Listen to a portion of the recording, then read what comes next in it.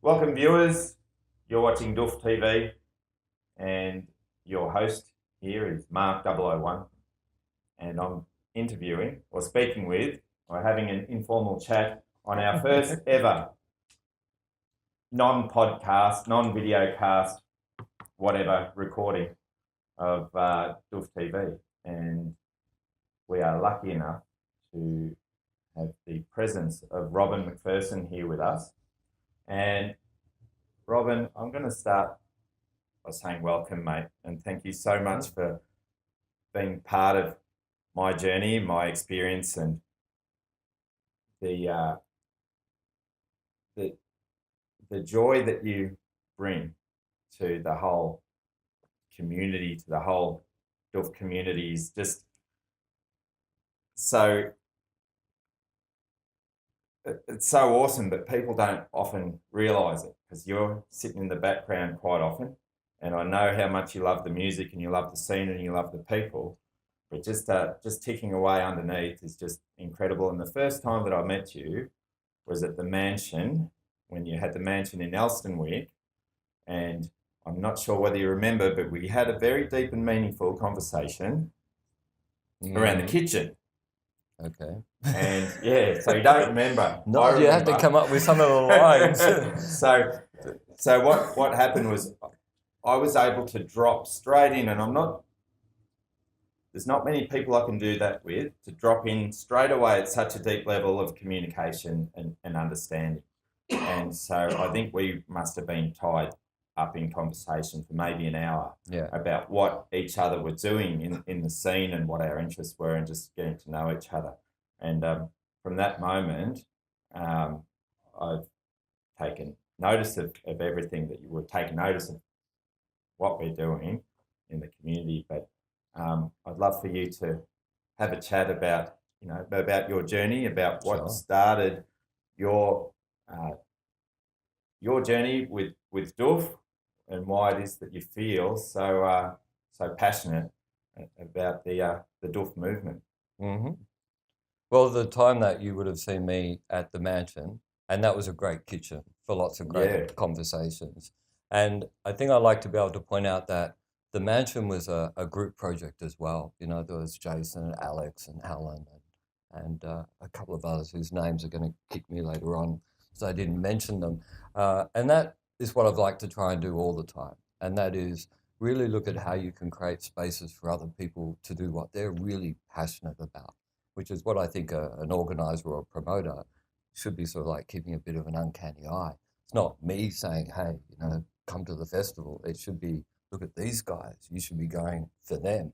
And so the parties that we used to do at the mansion, it was Jason's idea that was, why don't we do parties where we actually pick the best EDM artists in Melbourne, trance ones, that we think are the best. They're musically the best. They're pushing the software. They're pushing the sound. They might have no one actually following them or no one buying a ticket to go see them at a club, but we regard them as the best around. And so we tried the first 6 or 7 parties were artist for artist parties, because we really felt the best people that would appreciate what an artist was doing at the moment at that cutting edge was other artists. And so that's sort of how those parties sort of evolved, and that's what we liked about them, so much, And the mansion was started at that house in Ormond Road. Yeah. There was the house there, and they were like my personal goal was, how do you create a share house for artists in residence? And that didn't always meet with how other people felt about living in a house that I like to live in. But I certainly felt like I liked living in a house where there are artists trying to create sort of more of a residential, love that Andy Warhol factory stuff, Yellow House, all that sort of type thing, bring artists together. So that's when we met. But the journey does go back a few years before that, back into the mid-90s probably. Please keep going. Yeah. So I think I can probably relate to a lot of people in saying that, you have your conventional life, you think you're ticking all the boxes, getting married, having kids, get a career, all this sort of stuff. And I really only had one thing left to do, which was get divorced.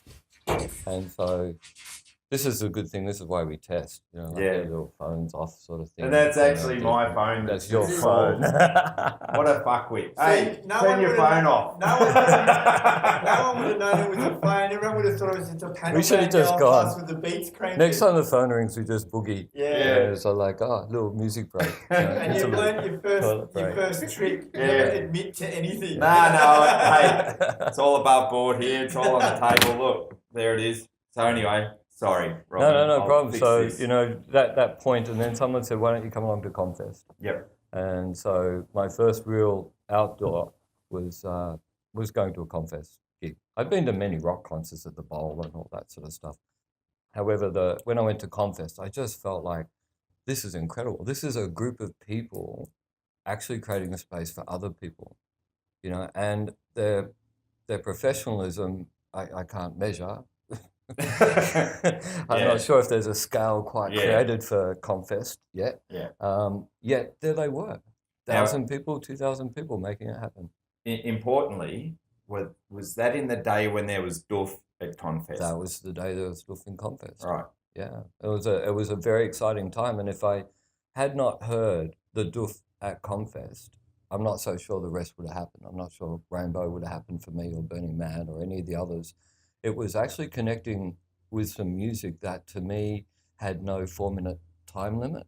Mm. It had no lyrics, and I was getting deaf, so I couldn't hear the damn lyrics anyway. So I'm humming to something totally, I don't even know what he's talking about, or she's talking about. So to me, what I liked to do was dance. And so the free form of watching a disco nightclub go from, here's our 5-minute, you know, number followed by another 5-minute number, and then mixes that last little bit into the next track. Turned to, oh my God, someone's composed a piece of music for an hour. Yeah. You know, that takes me on this most amazing journey, and I don't have to think about it in words. I can think about it in feeling. Yeah. And that's what I love so much about it. And so to me, I was just done. I don't think I gave all my records away. I probably regret that a little bit now, given up some pretty good things that I just did to there. And when I turn on the radio now and listen to rock and roll, I feel like I'm listening to the Wiggles. That's what I think. It's just adults dancing to adult Wiggles. Yeah. And it's 3-minute pop songs, and they're all doing their little routines and everything. And yes, you know, we're probably Wiggles in a doof floor, but we've got hour-long tracks, and they go like this, and like that, and, you know, and that's what got me. So when the doof at Confest got confronted, and they had the amplified sound wars, for want of a better name for it, it got booted out. And so in that, they lost not only the music that gave them the voice of a generation, they actually lost that generation. And that was a good thing, because that generation then went out to create their own new spaces, which did have doof, which did have EDM.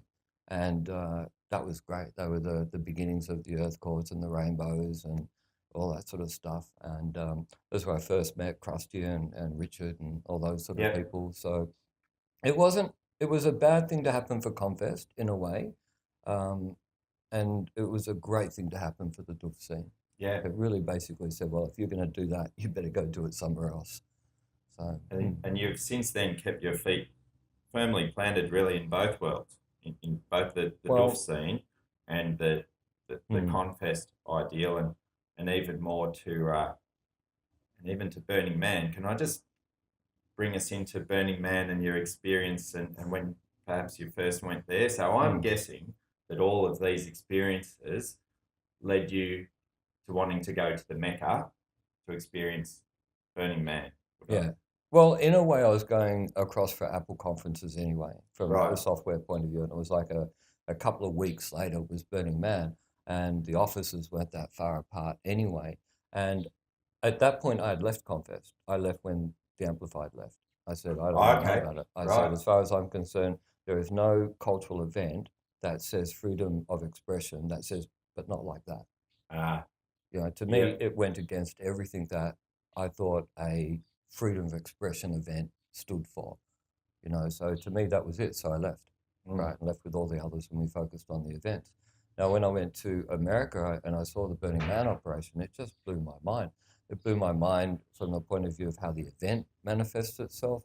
It blew my mind from the self-organizing systems behind it, the professionalism, everything about it just had me go, this is next level. This is what Confest could have been if they'd stayed in touch with a culture. Yep. But they didn't. They booted that culture out. So to me, it was like Burning Man's it, you know. And so in 99, 2000, 2001, I became the first international regional contact for Burning Man. And Australia was the first scene. Outside that, they decided to experiment with that. But there really wasn't that many burners. There was a few. We were probably a larger proportion than a lot of countries because people know that Australia has the largest per head of population attendees of outdoor festivals in the world. Well, I didn't know that. You know, so we've got the environment, we've got the space, so we do really, really well per head of population. Yeah. So looking at the Burning Man model, and I thought this is just great. We want to bring this back. There weren't too many people around, and we just had to wait a bit. And sometimes the people that you meet aren't necessarily the ones that are going to be able to carry the voice of a new thing. And then a guy called Phil Smart got in touch. Yep. And when Phil Smart got in touch, I knew that we finally had that trio, Phil, Richard, myself, where we could say, okay, now how do we do this? And while we had the culture of Burning Man, it's different to the culture of Confest, and it's different to, say, Rainbow Serpent or any of the other events. So we decided to grab a few people from Confest and a few people from Rainbow Serpent and the burners, and we put them together and create a Burning Seed. The seed. Now, which was only meant to be a crew party. It was right. It was like we didn't have if you're going to do a 10,000 plus party in the desert, you need a crew. Yeah. Well, you can't go in the yellow pages. No. Crew. You got to build one, you know. Yeah. So we had to build one. So the goal of the seed, and one of the reasons we called it the seed, was we were only looking to build a crew of about maybe 500 to 1,000 people that could then go and do a 10,000 plus party out in the desert. And people have got so attached to it, it's what it is. So that seed's now grown internationally. Well, Burning Seed's like 5,000 people now, and it's capped. Yeah. And it's a great Australian event, and there's Blazing Swan over in Perth, and a new modifier up in Brisbane. So that Burning Man energy, the way they do it, it's going well. But you know, to me, it's not after I think now 10 years with Burning Man. Yeah. I'm now starting to pull back from Burning Man, and my feeling about it is I'm not leaving a gap. Mm-hmm. Never create a gap in the first place. Yeah. Right. So never create a dependency. You know? So it's easy to sort of pull out because you can sort of look at this crew and they're a great crew and they're doing a great job and they don't need me to help them put on a better space. But what I did find is that America is not Australia. Right. And we have different views in regards to leadership. We're an egalitarian society, or trying to be. We honour the Aussie battler. Yeah. You know, we're sort of more the underdog type. Yeah. When America is winner-loser. Right. If you're a winner, you're a winner. If you're a loser, you're a loser. And this sort of model of leadership, I actually don't like endorsing in Australia. And so to me, I started having this internal discussion about, well, you know, what is Australia? And when I combined, you know, sort of compared Confest with Burning Man, I went, well, here's Confest, 75, anti-war, you know, like anti-nuclear, pro this, pro. These are the beliefs that I passionately believe in. When I look at Burning Seed and I'm going, great, but where are we going to go with this? Yeah. Are we going to be prancing peacocks in a paddock for the next 20 years? You know, like, is that what it's going to be? Or can we actually, you know, impact on the community? And so in a way, it's now the restructure of Burning Seed is happening. And so there's a new community coming up. Yep. And I'm going to focus on down to earth. Okay. So you're going back to Confest, so to speak, to well, I think keep your there's energy there, or see well, where that goes. I think there's a down to earth to me as a phrase. Yeah. Resonates. It's something that says, well, we want to do permaculture in our backyard. We want to have environmentally friendly houses. We, you know, there's stuff I can have a lot of fun pushing, and so down to earth to me now represents the potential for an Australian-wide social change movement. Okay. Which is much what its original intention was, and that excites me. More than just a hedonistic expression of freedom. Well, so I mean, and also as valuable as what Seed is, and I do believe like it's the best event that I've ever been to, and I was so honoured to be able to play a role there. I was actually really fortunate to one of the very few people that actually get paid or was getting paid to play a role there. Everyone else is volunteers, and and everything else, and to be able to see how that worked, and also to be able to see the structure of different groups banding together to do different themes, and the whole theme camp idea was new to me. But when I experienced that, I just thought, wow, this is so amazing, because people could put their effort and their heart and their soul, and as a community, build their own little communities, and then invite others in to come and share it. And that was the first time I'd experienced that. So that was all right. So I understand that, but from my outlook on it, I do get what you're saying now as a mechanism to promote social change might be great. I think that freedom and party and whatnot, but now I'll get it down to earth. Yeah. And like with the burning seed, it's to me the most amazing moments for me is literally to walk out that gate every year for the first 5 years and go, best new festival on the circuit. There was something new about that festival that just, to me, it kept winning that award. If we had like a festival awards thing each year, to me, that was the one that kept doing it. And it really showed me that if we're in the business of creating smiles, right, that's ultimately, because it's not a business to make money in. Right. So we're in the business of making smiles. Right? That's what we're in the business of. So if we're in the business of making smiles, and you're looking at how much your smiles are taking to create, and how much the person's prepared to pay for the smiles, in the burning seed model and the Confest model, the smiles of those that put on the villages and put on the theme camps, and the smiles from the people that go in, they're just as good, sometimes even better, than the smiles in front of $100,000 per hour Spongle act. Right. Now, if the villages cost you, 50% of your budget for your event, then that works for me. It totally works. Like, it's about the smiles. And the other thing that I think parallel to all of that, and Viacom demonstrated this, is that in the manufacturing of cool, the punter has become the performer. The feedback loop has become so much shorter. And so when people see themselves as the performer, it's even better, it's even closer, and it's so tight. So my question is, well, where do you go in a post-Instagram world? Because we're in there, we're in this, look at me, I'm here, And how many of events are becoming like bucket list tick-offs and not necessarily the pursuit of a culture? And that's sort of some of the questions that you would ask about Rainbow Serpent. When you look at the differences between all of us, the young guys and the young girls, more green, feral, bush, and now you go and it looks more like a sort of an outdoor sort of space for a kink space in San Francisco or Oakland, and that's fine, right? Is that the community, or is that the bucket list? Is it the bucket list, or is it just There's my story of Confest in that. Probably could have drawn that out a bit more. No, it's fantastic, and it's the first time I've ever even considered a smile economy, and what a concept that is. That's to put it in such terms. You're really right. Like I work on all the mainstream events, so I'm looking at lots of smiles, and I've never thought of it in terms of a smile economy before, and for sure you get bang for your buck.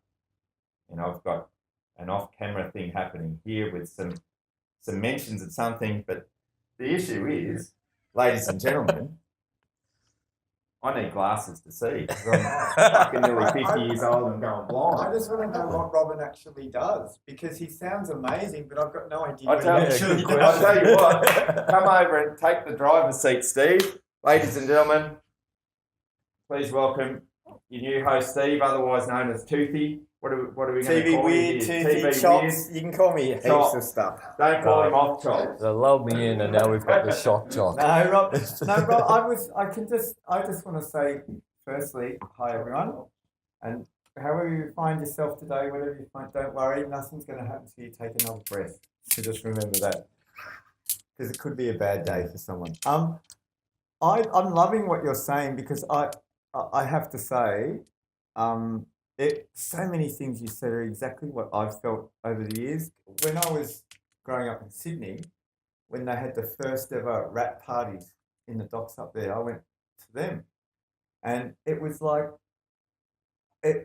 it was seriously like a transformative experience. I was looking around, and there were so many people from so many different walks of life, and everyone was in the same room, smiling their faces off, and there was no fights. There was no, and to me, that was like the harbinger of this is the new world. Like we can actually do it. And then, of course, it turned into this hedonistic sort of cult of personality thing on so many levels. But then in those early years, I also went to my first couple of Confests. And so the down to earth thing always struck me. But I want to know what you actually do. Okay, good question, because when I figure it out, I'll tell you.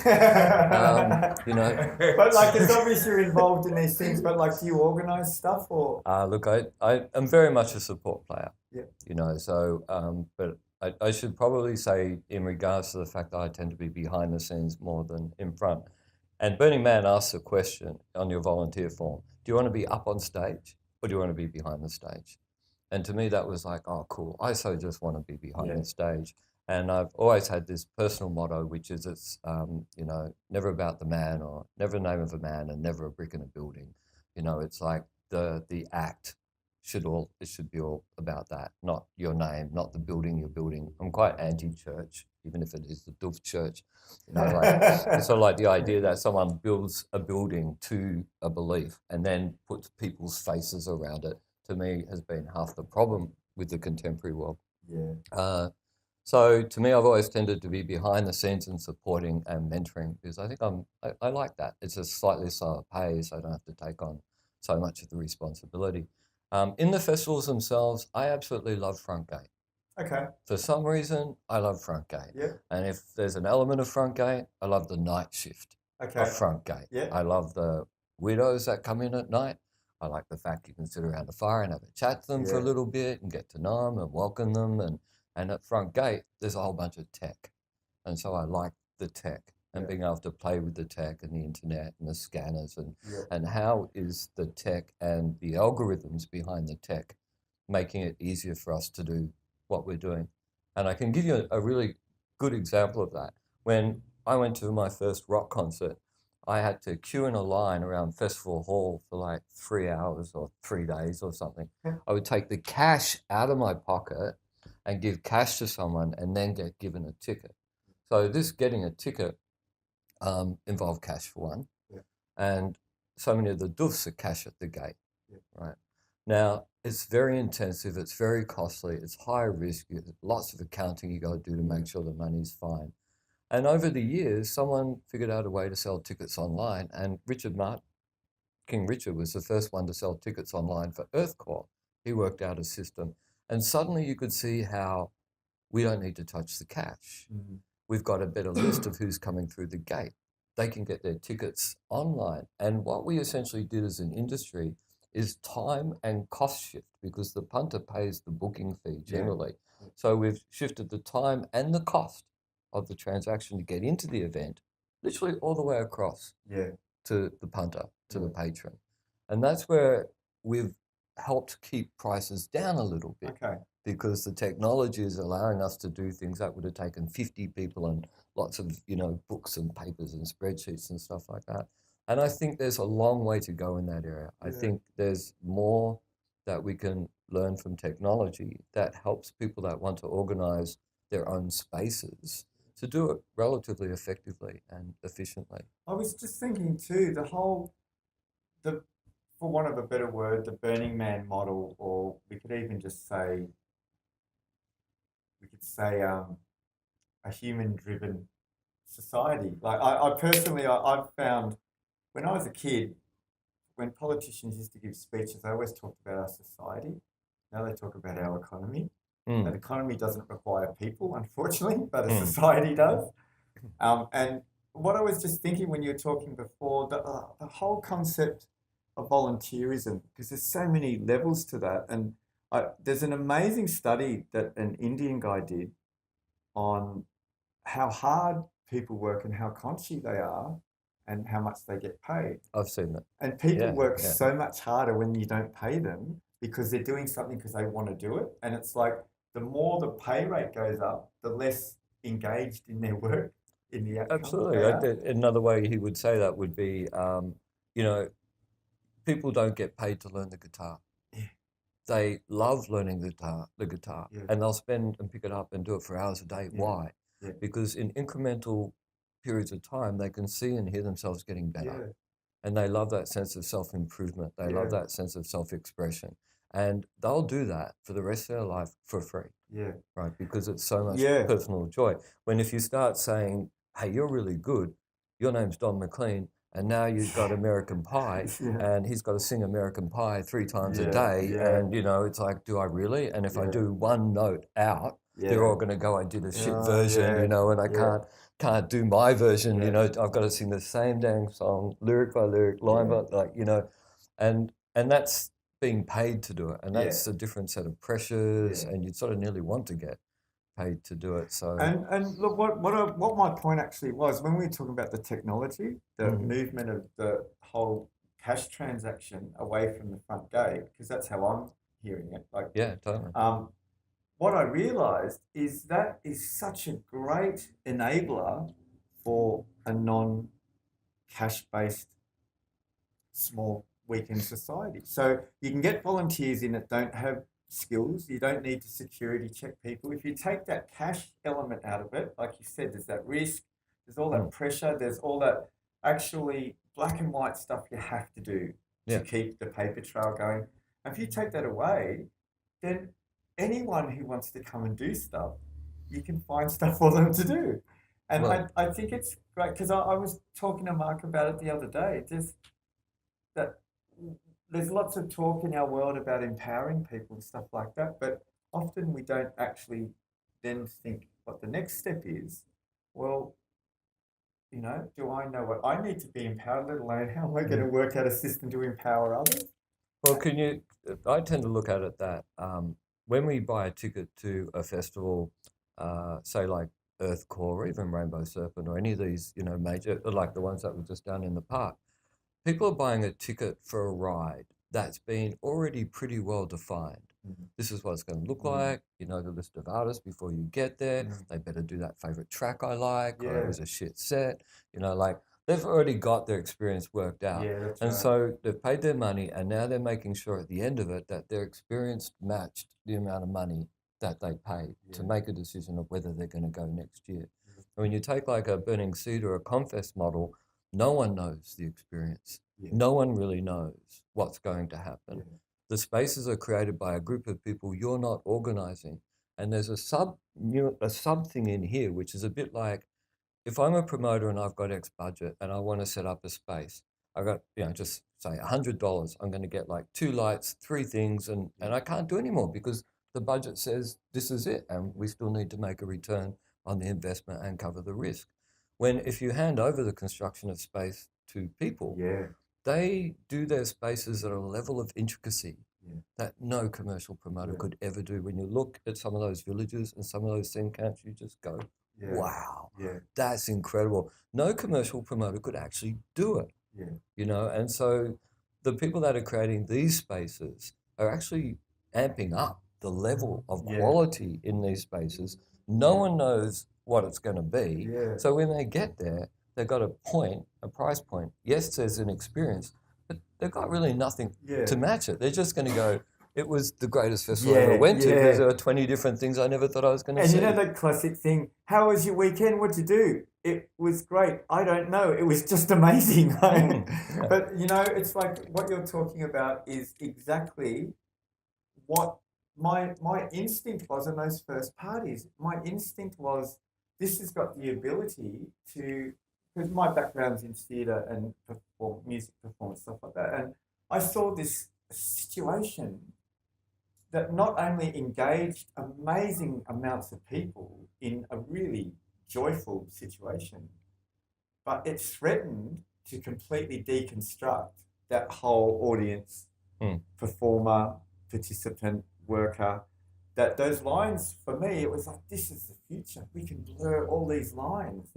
And, you know, I have to say, some of the best parties, because I grew up in northern New South Wales, some of the best parties I've ever been to have been parties with one light and good sound and great people. Yeah. Well, when you look at the limitations being applied by the New South Wales government now, one of their limitations is 2,000 people. Wow. Well, okay, we can do parties for less than Yeah. 2,000 people, you know, and if so, how does that affect the economics? How does that affect the space?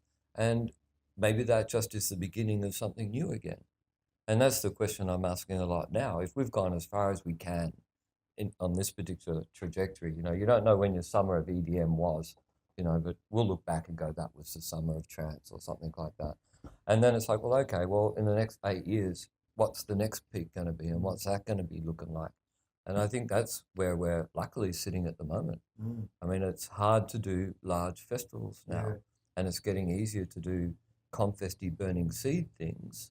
That maybe the direction is smaller and simpler and sort of a back to the roots, strip it back, get it bare, go back and create that experience again. Because as you said, they're going to smile just as much. Yeah. And look, it's, to me, a good tune is always a good tune, even when people cover it. Good songs, even if bad people cover them, are still good songs. And look, the thing that left the scene for me, well, the fact it became a scene, but it stopped being about tunes. Well, I still like to dance. Oh, I absolutely love to dance. But trying to get my promoter mates to get up on the dance floor and dance, it's really difficult. yeah. Right. They sort of stand at the back, you know, like this. You know, Yeah. Scorecards.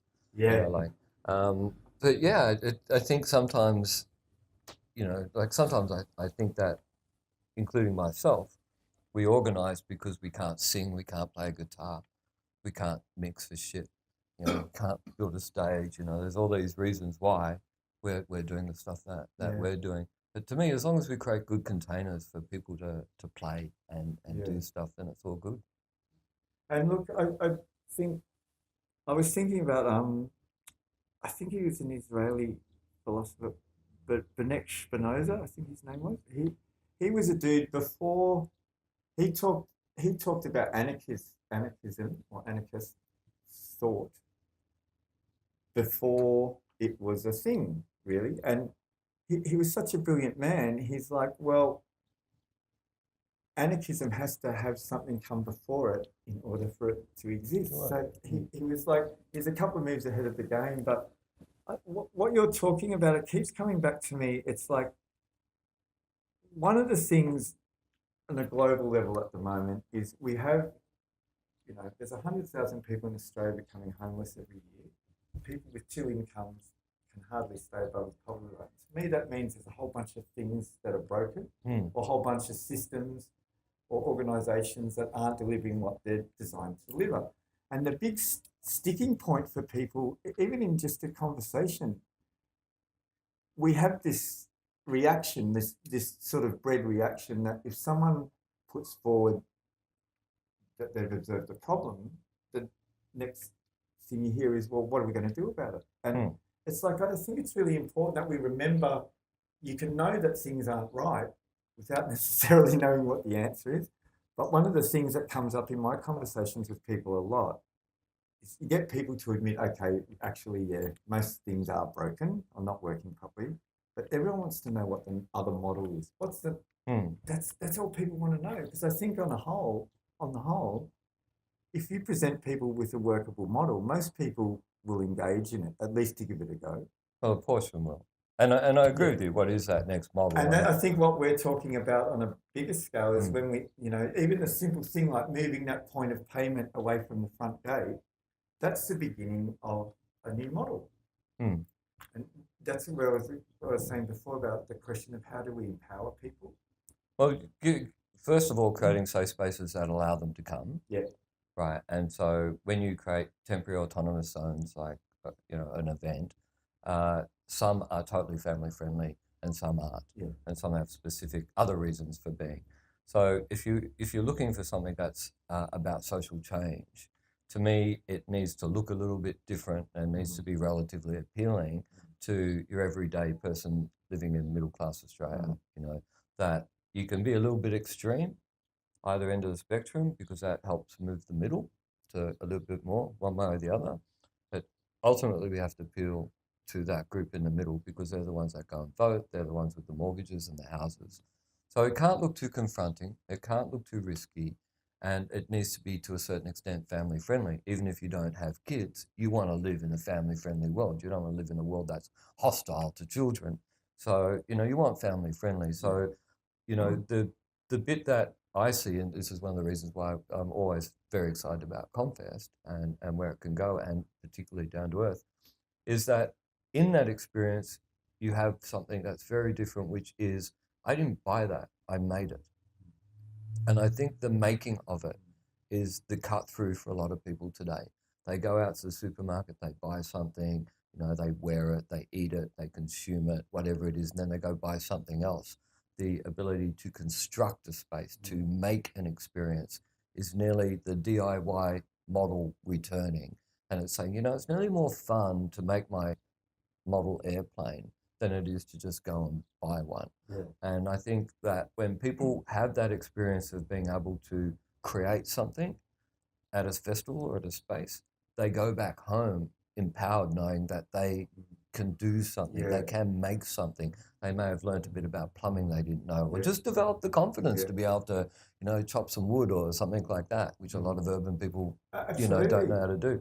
So this, to me, the new events, the new gatherings are very much about transforming and empowering people to come back into their neighborhoods and go, I can take an element of that gathering and bring it back to my suburb and see if we can plant some seeds, in the suburb. And I think they all do that. I mean, Rainbow does it. Seed does it. Confest. They all have their little spin-off, little catch-ups and scenes and all that. And look, it's in my experience of attending things like this too, that situation of not demanding, but allowing people to enter in a space where they're co-creators, that's actually is a very challenging point for a lot of people. Because I also think that when I say we, I mean people who have gone to parties over the years, I think it's really easy to become a bit blasé about how confronting it is for a lot of people to even just stand up and put their hands above their shoulders. Yeah. Like 80% of the people who walk down the street aren't in their bodies. They're not. To do that is a completely confronting and potentially awkward situation for people. And our society has made it so easy for us to not engage in anything that we get. That I find it quite beautiful. I've sat with so many people, bought them chai, calmed them down, and said, it's not, your whole world isn't falling apart. It's just you're being given an opportunity here to engage in stuff that normally you said, oh no, could you get behind the rope, please? Yeah, exactly. That to me is a really exciting bit. The performer's becoming the punter. The punter's becoming the performer. It's very opaque now. You can't really see where the line totally exists. And so I think there's some really exciting stuff to just come out of that, and to me, I mean, going back to some history, when I first went to Confest, for example, I was all excited about how I could help, right? So I just wanted to help and I just wanted to learn. And I thought, wow, this is where all the bling is, It's probably better to talk about a Maitreya or another festival when it comes to bling, Strawberry Fields or something, like lots of bling. Whoa, I want bling. I want to put more lights up. I want to do this, right?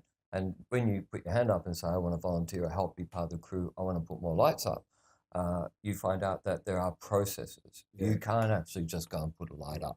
There's a crew you've got to talk to, you've got to make sure it's all fine and it's safe, and you realize that there are processes. So, in your first year, you're all about the bling.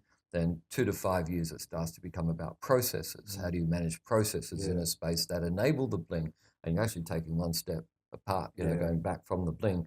And then after, to me now, it's 20 years. So now it's to the point where it's just like creating a container where there are lots of different processes that will manifest lots of different bling.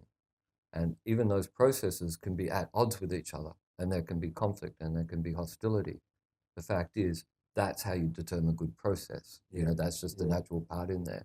And so now, to me, it's just like, well, how do you create containers that allow for lots of people to come in, put their processes together, that then generates the people that like bringing in the bling. Yeah, and it's also naive on one level, isn't it, to assume that your system doesn't need to have conflict resolution tools, or because at some point there will be conflict all the time. Yeah.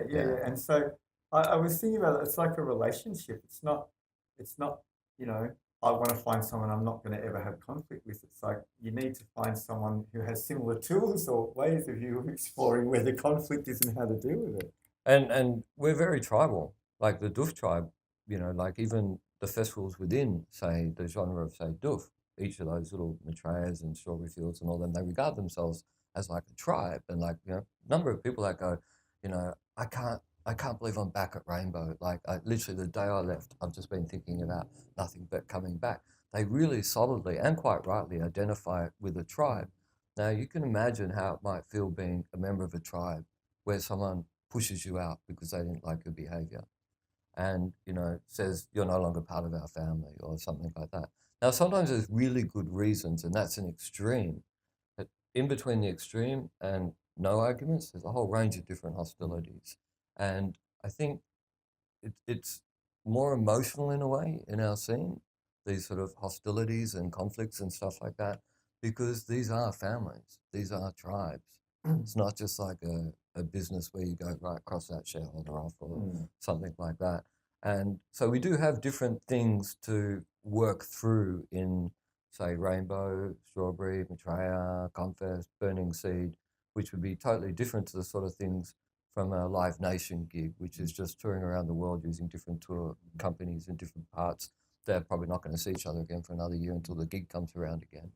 So I think there's some really interesting human and it's stuff also that that we're microcosm playing. thing too, I reckon. Like I've been involved in so many different levels of theatre companies and stuff like that. One of those things that happens all the time is the dominant personality types, even when people are trying to be really gracious and open and sharing their situation and including people in the process, some people don't speak up. And I think, again, what we're talking about, I keep thinking about, well, this is one of the challenges. The challenge is to create in your tribe a way that people who don't act and speak and talk the same as you can still feel just as engaged and just as free and just as welcome. And it's a massive challenge. And that's why I think the Burning Man model, down to earth model, is different because all those villages and all those I loved it. The first camps, time I went to Confest, you know, it was like, sort of like of course you do it like Goldilocks, just finding that group of people that you go, this is just right. You know, I like camping with these people. And the fact that we support and promote diversity, everything from you know, the Rainbow Village through poly spaces and permaculture spaces. There's usually someone there that is going to engage you at a physical or mental level. When, you know, say a traditional festival, we're really going along for the experience. And I do too. I go along for the experience. My experience is more the logistical side of it. I'd get bored as a punter. You know, I like it, but I get bored. I like that whole logistical, you know, let's land them on the beaches. And there's nothing, for me, honestly, because I did lighting for a long time for rock band and stuff like that. And there's nothing quite like real-time problem solving. And when you've got a group of people out in front of a stage, they're really like not interested in anything going wrong. It's like now. You got to sort this out now. You can't go, hold on, I'm going to pause. Mum wants me in the kitchen. You've got 35 seconds to sort this out. Absolutely. That's the real thing, you know. And it's very easy sometimes to put a military model over what we do in much the same way that we're launching a beachhead attack, you know, and there's our bit of land that we've got to secure and get it all right because our troops are all going to come on and do whatever they're going to do, and then we've got to get them off the beach. We've got to take Hill 27 before breakfast. With very few casualties. And no casualties. Preferably no casualties. There'll be a bit of collateral, but we all know. You know, and that's the unfortunate thing. Like, you get 10,000 troops going up on a beach, you're going to lose a couple. Someone's going to get hurt. You know. But the focus is not on the 9,992 that had a great time. You know, the focus tends to be, unfortunately, on the 8 that didn't. Well, unfortunately, the focus tends to not be on why aren't we talking to this person before we go and steal their beach? Mark, do you want to come in and have another? Hey, Robin, thanks very much. No problems, man. And I reckon I'll see you on the dance floor. I think you will. Yeah. Come on. Anyway, say goodbye. Interesting model. You could probably nearly take the compare out and just have each guest interview the next guest, and you just have That's a rolling, great Yeah. idea. you know, like a rolling sort of thing there. Yeah, we could just changing seats, musical chairs. We could put a beat behind it. You can play a bit of guitar, get the Mate, guitar out, look, Stevie. I listen to you two. I know it's all freedom and doof, but there's rules. Yeah. Yeah, mate. That Love was- your work, man. Thank you for No coming in. problems. Yeah. And look forward to seeing you when you're back in town next time. Let us know when you're back in town next time. And, you know, love No, the to first have of June. another interview, chat with you. Let's say chat. Interview is so formal. Chat. Let's just Um, chat.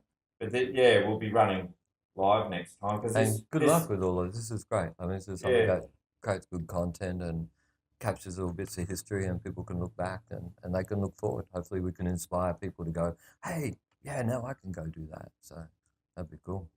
Thanks, man. All right. Love Thank your work. You Yeah. too. Peace out. All right.